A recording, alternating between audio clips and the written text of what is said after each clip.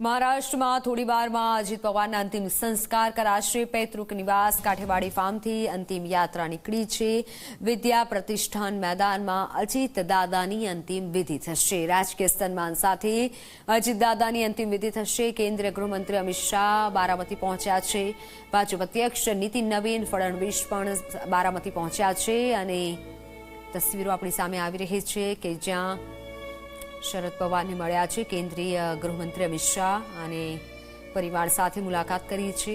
બારામતીથી આ દ્રશ્યો દુઃખમાં સહભાગી થવા માટે તમામ કાર્યકર્તાઓથી લઈને તમામ દિગ્ગજ નેતાઓ પણ આજે ઉપસ્થિત રહ્યા છે. વિદ્યા પ્રતિષ્ઠાન મેદાનમાં અજીત દાદાની અંતિમ વિધિ થશે. રાજકીય સન્માન સાથે અંતિમ વિધિ કરવામાં આવશે અને હાલ અંતિમ યાત્રા નીકળી છે. મોટી સંખ્યામાં એનસીપી કાર્યકરોથી લઈને જે ચાહકો છે તે પણ ઉમટી પડ્યા છે. બારામતી ગઢ માનવામાં આવે છે. અજીત પવારનો ગઢ ગણાય છે. એ જ બારામતીમાં વિમાન દુર્ઘટનામાં અજીત પવાર મોતને ભેટ્યા છે. નિધન થયું છે.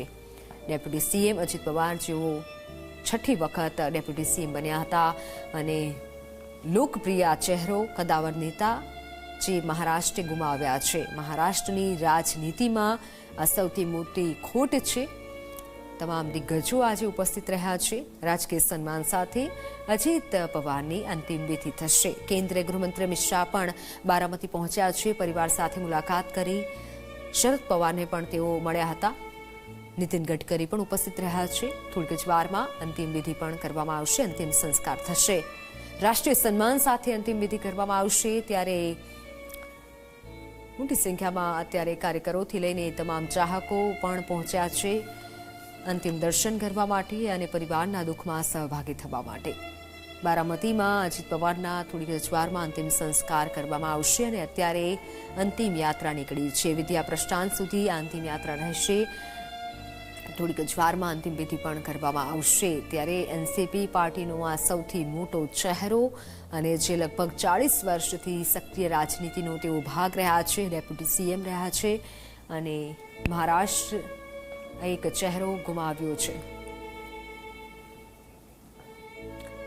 ત્યારે અંતિમ વિધિના આપને દ્રશ્યો બતાવી રહ્યા છે. અંતિમ યાત્રા બાદ હવે અંતિમ વિધિ થઈ રહી છે.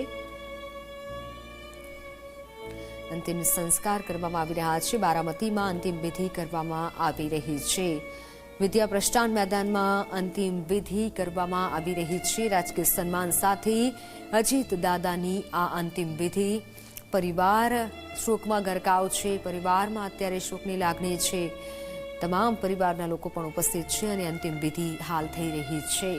મોટી સંખ્યામાં જે કાર્યકર્તા અને લોકો પણ હાજર છે. ભજન કીર્તન સાથે અંતિમ વિધિ થઈ રહી છે. કારણ કે હંમેશા જે લોકોના મદદે આવ્યા છે, લોકોને કામે આવ્યા છે અને તે તમામ લોકો આજે ઉપસ્થિત છે આભાર વ્યક્ત કરવા માટે. અને આપ જુઓ અંતિમ વિધિ થઈ રહી છે. અજીત પવાર ખૂબ મોટું નામ, લોકપ્રિય નેતા, મહારાષ્ટ્રની આજે એક ખૂબ મોટી ખોટ પડી છે. મહારાષ્ટ્રના રાજકારણમાં ખૂબ મોટી ખોટ છે. કારણ કે હંમેશા તેઓ સક્રિય રાજનીતિનો ભાગ રહ્યા છે. ભાજપથી લઈને કોંગ્રેસ પાર્ટીના પણ તમામ દિગ્ગજો પણ ઉપસ્થિત રહ્યા છે. નીતિન ગડકરી, કેન્દ્રીય ગૃહમંત્રી અમિત શાહ પણ દુઃખમાં સહભાગી થવા માટે પહોંચ્યા છે.